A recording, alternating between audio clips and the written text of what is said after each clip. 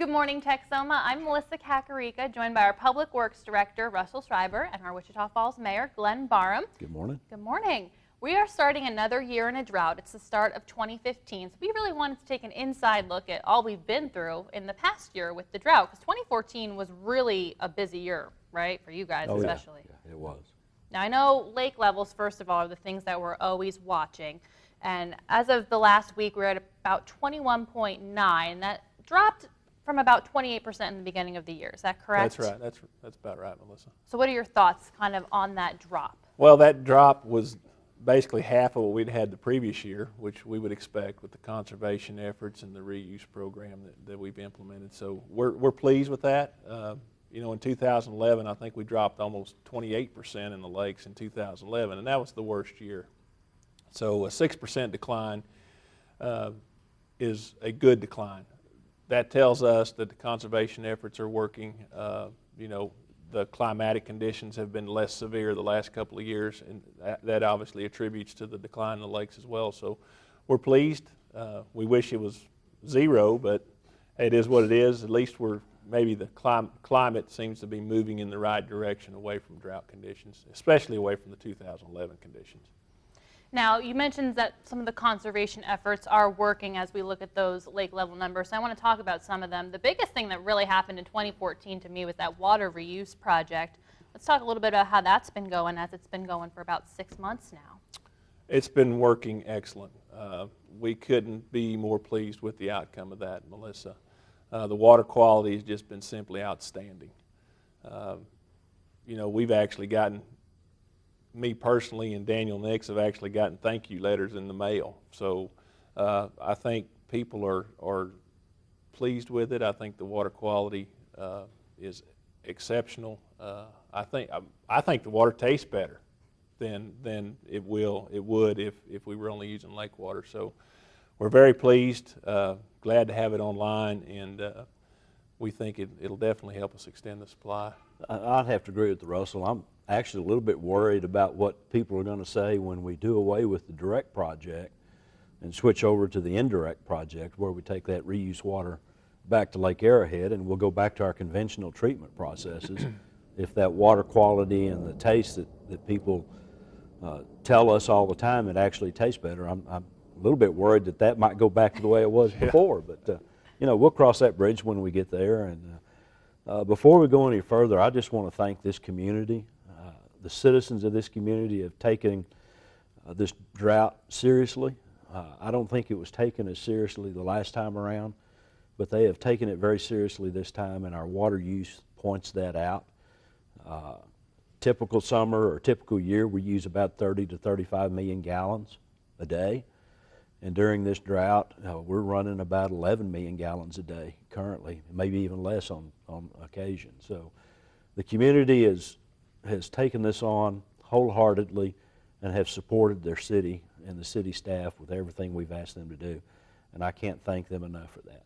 Absolutely. We always want to conserve water out there, and the Stage 5 restrictions are in effect. Another thing that went into effect in 2014. So you're seeing people follow those, it seems like what you're saying. Yes, absolutely. The water use, every time we've changed to another restriction level and we ask our citizens, all right, we're only going to give you 35% as much, or we're going to reduce our output by 35%, so you got to use less than that. They've done it every time, and they continue to do it. And as I said, we can't thank the community enough. Absolutely, and to even go one step further than that, our wholesale customers as well, Melissa, all the surrounding communities that we sell water to. The entire region has just stepped up, and everybody's pitched in and done what they needed to do to figure out how to efficiently and effectively use the water that they do, buy. So, without that, without the conservation levels, we're not anywhere close to 21%. We're way below that. Mm-hmm. So, conservation efforts have just been simply outstanding. Now, how would you sum up 2014 as a whole? Would you say it seems like we're moving in a positive direction? I mean, what was your reaction towards the end of the year here, looking back on the drought? Climatically, I think we're definitely moving in a positive direction. In 2011, we were 15.5 inches below normal. 2012 in rainfall. 2012, we were almost 9 inches below normal. 13, we were only 7 inches. And this past year, we were still below normal, but we were only about 6 inches below normal. And the temperatures as well have come back down into normal ranges. Your meteorologist can attest to that. So it seems like we're moving in a positive direction. Nobody knows when the next 2011 is going to be here, but it was a record drought for that year.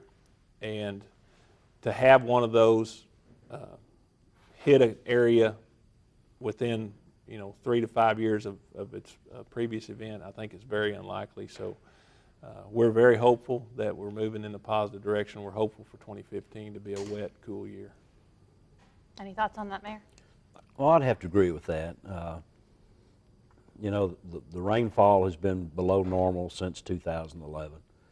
Our lakes were at 97% at the end of 2010, and 2011 was just a devastating year. 100 days or more over 100 degrees, 13 inches short on our 15 inches short on our rainfall. So that has ticked back up, which is encouraging to me, and we can only hope and pray that we'll have a wet spring and a mild summer.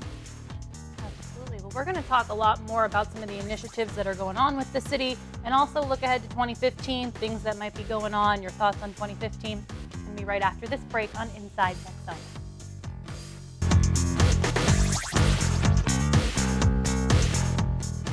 Welcome back to Inside Texoma on this Sunday morning. We're taking an inside look at the drought with our Mayor, Glenn Barham, and our Public Works Director, Russell Schreiber, talking about the last year or so. And I think a lot of the initiatives are really going to carry over into 2015. I know there's some things that were tried in 2014. We talked about the lakes, and you've been testing a evaporation suppressant on those lakes, right? Mm-hmm. Yeah. What's going on with that? Well, right now, Melissa, we're waiting for the Water Development Board to complete their study. We had intended to operate that program for about 3 months, and most people may have forgotten already, but we had an exceptionally wet and cool July last summer, so we basically lost 30 days of the project. I think what we'll see in their final report is the Water Development Board really needs more data to definitively say how effective the product was, but we'll know that by the end of this month. We expect the final report to be out. Okay. And I would agree with everything Russell said and add that, we got a lot of feedback from the public when we first debated whether or not to take that project on. And I just want the public to understand that should we get to the point somewhere in the future that we have to declare a disaster because of a drought, we're going to have to be able to demonstrate to the regulatory folks that we tried everything we could. Mm-hmm. And trying this evaporation suppressant was just one more of those steps that we could try, that we could say to the state regulatory folks, we did this, to try to save and conserve more water. And it hasn't worked, and therefore we're declaring a disaster. We're not anywhere near that. I don't anticipate that happening unless things stay the way they are for another 4.5, maybe even 5 years. But we have to be able to tell the state that we've tried everything we could. And evaporation really is one of the biggest problems with those lakes, because as you said, conservation efforts are going well. It's the evaporation. Exactly. On an average day, if we were operating normally in the middle of the summer, we'll pull 45 million gallons of water out of the lake. And during that same time frame on that same day, we'll evaporate 106 million gallons of water. We'll definitely be keeping an eye out for those results. Something else that was tried was cloud seeding. I know we're still waiting for some data on that as well, but is that something that you're looking to in 2015 as well to continue to fight the drought? Well, the cloud seeding, here again, the final reports haven't come in. I believe at the next council meeting, the company will be here at the council meeting to give us a report. But some of the preliminary numbers I've seen indicate that the storms that were actually seeded, in fact, dropped more water than the storms around those particular storms that were not seeded. So that would tell me, at least preliminarily, that the cloud seeding was somewhat successful. I'm anxious to see what the final numbers are going to be, and we'll get those Tuesday.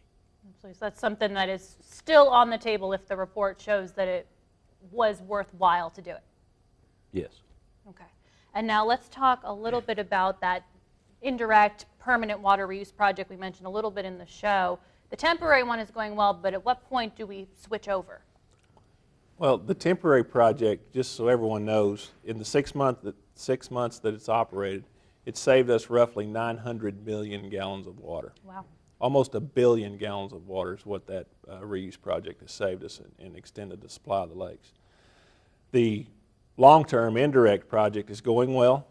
We've secured the funding through the Water Development Board at an exceptionally low interest rate, which will be very beneficial for the ratepayers.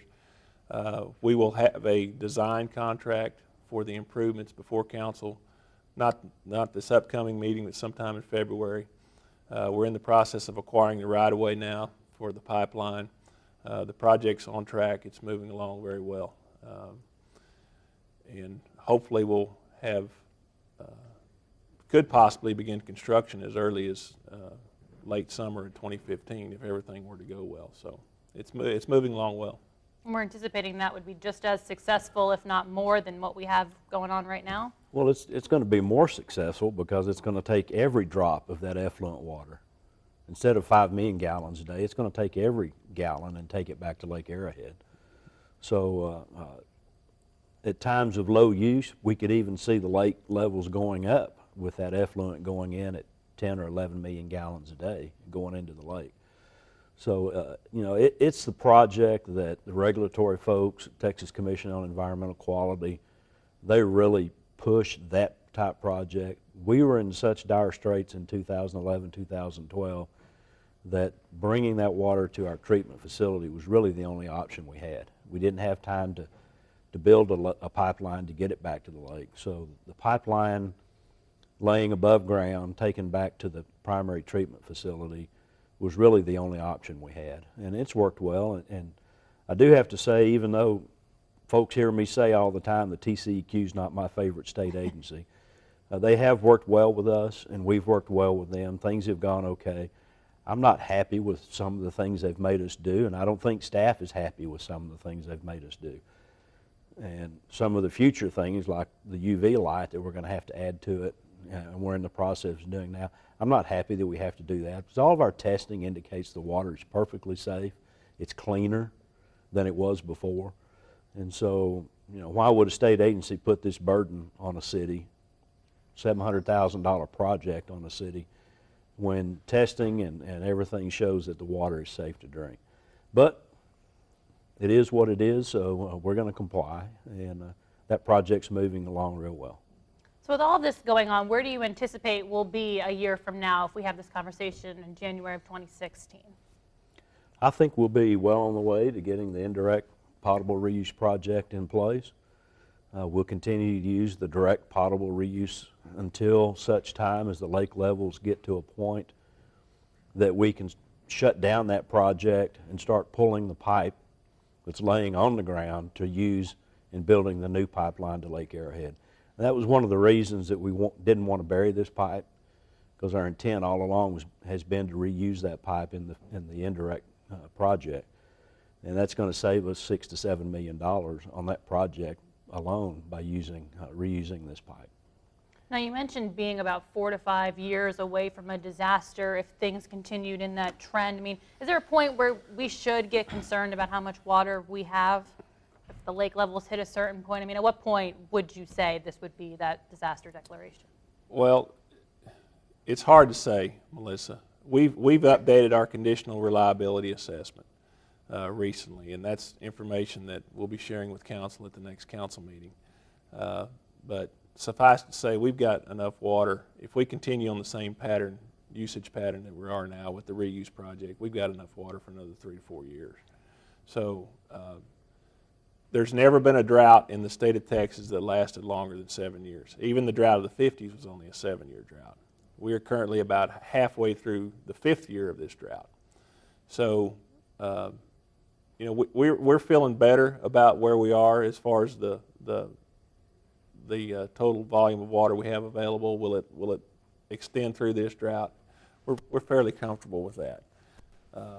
But, you know, my crystal ball didn't tell me 2011 was going to get here either. So, we're doing all we can. We're managing the supplies we have as efficiently and as effectively as we can. The users, the consumers of that product are using it as efficiently and as effectively as they possibly can. We need a big rain. We need a lot of rain in the watersheds to pull us out of this. Are we at a point where there's really nothing else that we can do as far as initiatives? I mean, you mentioned needing to demonstrate that. Are we at a point where there's just nothing else we can cut? I mean, there's some other areas where we can cut, but unfortunately, 4 members of the council voted not to do that a couple of meetings ago. I wasn't one of those, and if the numbers continue to drop and the heat this summer comes back, I'm certain that issue will probably come back up, and we will readdress it at that time. But as far as what this community as a whole can do, they're doing about all they can do. And sure, there's some individuals out there that they're not taking it seriously. They're using the same amount of water that they used prior to the drought, and it's easy to determine who those folks are. We just look at their bills. Mm-hmm. But we're not at a point to where we need to start rationing water, and I don't think we'll get to that point. Is there anything else you'd like to add for the viewers as you look ahead into the year, into your crystal ball, as you said? No, I just ask that the customers and the water consumers continue their valiant efforts of conservation, conscientious use of the water. We'll get through this. We'll get through this as a community, as a region, and we'll be a lot stronger for it when we are. Precisely. As I've said, this community is just fantastic, and we can't thank them enough. Well, I want to thank you guys so much for being here with us this morning and taking some time out to talk about the drought. Obviously, it's an issue that impacts us all, so we definitely want to stay on top of it, keep conserving water, and stay hopeful, right? There you go. Coming up next, we're going to have the Skywarn 6 weather team kind of get in on the conversation, talk about rainfall and some of the patterns we're seeing. So make sure you stay tuned. That's coming up next.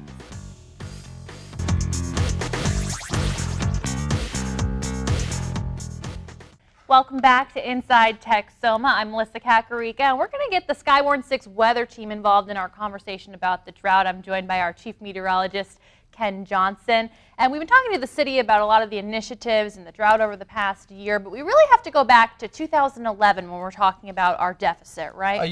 Melissa, you're exactly right. I remember it just like it was yesterday. 2011, a nightmare year, not in terms of getting too much weather, but not enough weather. Mm-hmm. It was hot, it was sunny, it was dry almost every single day.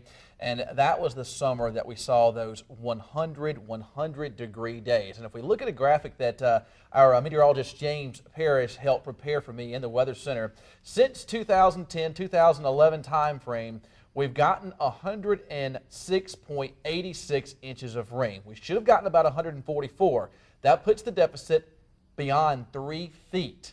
That is 3 feet below average, and that number is significant. And you better believe, Melissa, it's going to take a long time, and I do mean a long time, to be able to make up. I don't know that we're necessarily going to ever be able to make up that rainfall deficit. I don't think we will. I think it's just one of those things that one day we'll just get a lot of rainfall and the lakes will slowly start filling back up. You're probably looking at something, probably 20 years if we ever get anywhere close to back to average, if ever. How much of a dent has the last year made, 2014, when we're talking about rainfall? Because we did see some big storms, but as you said, still that huge deficit. Well, 2010 was actually a better year for rainfall, and I have a graphic made for that as well. We can actually take that, and 2010 was a better year for rainfall, and we'll go to that. We usually, on a year-to-year average, we see about 28 to 29 inches of rain. Last year we saw about 23 3/4 of an inch. That puts us at about 5 inches below average. So that was actually a pretty significant improvement from what we've seen over the last couple of years. And if we look at the drought breakdown from basically back from 2010, 2011, again, that was the bad year. And then last 2012, we saw about 19 to 20 inches of rain, over 21 inches of rain in 2013. And then this year, 23.77. So you can see each year since 2011, we're actually seeing the numbers increase little by little. Of course, the last time we saw that average rainfall amount was back in 2010. So now what is it going to take really? I mean, we see kind of a little bit, a gradual, what are we talking about here to get out of this drought? Well, our problem is we've seen good rainfall amounts. We'll get them this week, then we might go 3 or 4 weeks without seeing good rainfall again. So whatever rain we see over a period of time soaks into the ground, so we don't get saturation taking place. And that's what the problem is. We have these good rainfall amounts. The ground is so thirsty, it's drinking it up, so we don't see all that runoff. If we could get a good rain, followed by another good rain, followed by another good rain, then we could make up finally these rainfall deficits. What we really need to see happen, 2 things, Melissa. We need to see a very active severe weather season. Now, I know we don't like the hail and the winds and the tornadic activity that comes with that, but we need storms.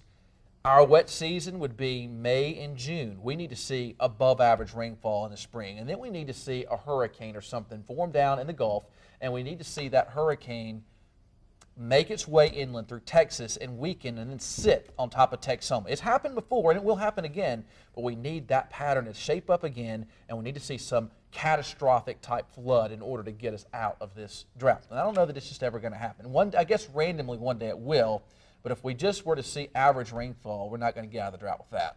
It does seem like our storms tend to be pretty sporadic. I mean, we see a good rainstorm, and then it's maybe 2 months before we see another one, right? So that's part of the problem. And that's the problem. You know, we've had good rainfall events. We saw several good ones back in July, and we've seen good rainfall events, but we just can't follow it up with another good rainfall event. So now you're talking about what we need to see. What are you seeing in some of the models? I mean, I know it's hard to predict a year ahead of time, but looking at 2015, what are you starting to see pattern-wise? If you go year by year, we are due for a very active weather pattern because we haven't seen one in a long time. And just by looking at the trends, I would think we'd probably inch up closer to average rainfall this year. Not necessarily saying we're going to get to average rainfall, but we should get the numbers up at least some this year. I still think at the end of this year we're still going to be in significant droughts. We're still going to see the water shortages, but if we can just get those numbers up, at least it helps out. Every little bit helps.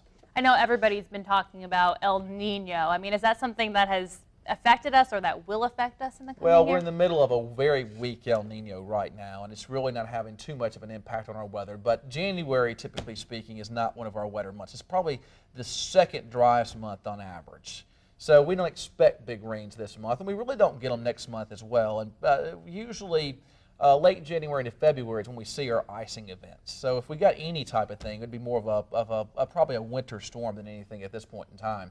As we get over into March, though, the rainfall numbers begin to come up, and especially as we head into the months of April, May, and June, that's when the numbers usually come up. So El Nino not helping us out a whole lot right now, but if we can just get that El Nino weather pattern, and that is where the waters in the Pacific Ocean off the South American coast get warmer than average, that helps increase the storm track across the South. The opposite of that is La Nina, and unfortunately we've seen way more of those lately than the El Ninos. And the La Ninas are the La Nina weather pattern, however, is what got us in the drought in the first place. It produces what we call a ridge of high pressure across the South that keeps the storm track west and north of us, and it basically leaves us high and dry. Now, I know when we see those graphics, I mean, we're progressively adding to them. Is there a point, what point do we need to be really concerned when we see those totals? I mean, obviously, with the drought, it is a concern to run out of water. At what point do you say these totals just aren't looking good? Well, I know that last May, we went basically way below average on rainfall. And if we would have had average rainfall last May, we'd be very close to average this year. We finally would have seen those numbers come up where we need them to be. But it wasn't looking good last May. Last May and June, we just didn't see hardly any storms down our way, and we didn't get the rainfall that we need. And I was real concerned. I was like, we're already in the hole, but, you know, as it would be, July, which is one of our driest months of the year, actually turned out to be one of our wettest months of the year, and that helped us out. So there was good news there. And I know, of course, the Skywarn 6 weather team always keeping an eye on the drought, right? Oh, we do keep a big eye on the drought. And like everybody else, the drought actually makes my job boring, and it makes it very difficult to do. As a forecaster, we like to forecast weather. We like to forecast storms. We like to forecast rain. We like to forecast those days. And when you come in every single day and it's the same, and you're having to show different ways to show the drought, I mean, it makes my job pretty difficult. It makes it boring. I don't like boring. I want to get some action in here. I think everybody does. I'm sure the whole weather team feels that way. Do you have an overall message or overall thought for the viewers? Well, for the viewers, just continue what we're doing. We're doing all that we can do. You know, we're conserving water the best that we can. We're not washing cars anymore. We're not watering our lawns anymore. So we're doing all that we can do. And the water reuse project really and truly hasn't been all that bad. A lot of people saying, "Oh, I don't want to drink sewer water," but you know, it's really not bad. All right, well, Ken, thanks so much for breaking this all down for us, taking some time this morning. You can always head to newschannel6now.com and click on the Drought Watch tab and tune in to News Channel 6 for all of our drought coverage. We thank you for joining us this morning on Inside Texoma.